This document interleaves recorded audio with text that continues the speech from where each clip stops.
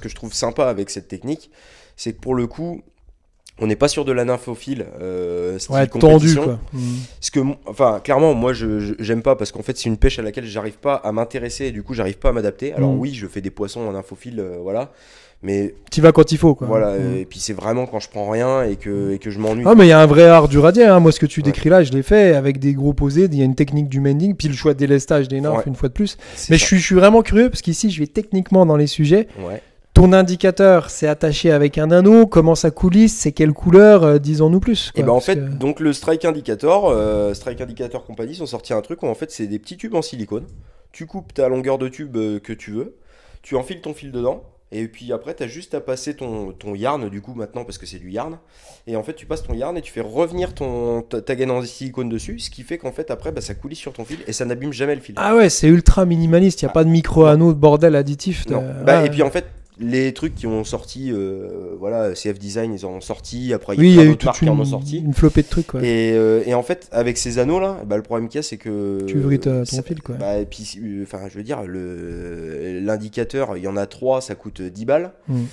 Strike Indicator Company, t'as ton aiguille, qui est là, tiens d'ailleurs, parce que comme je pêche tout le temps, voilà, t'as ton aiguille, avec tes trucs en silicone de prédéfini. Et en fait, c'est une aiguille à couture en fait, avec un cran. Tu rentres ton fil dedans et puis hop, tu fais descendre ton truc dessus. Ouais, donc il y a vraiment une prime au nylon fin et tu peux être sur du 14 ou du 12. Du 10. Du 10 donc ça en France, par contre, c'est vraiment intéressant, quoi.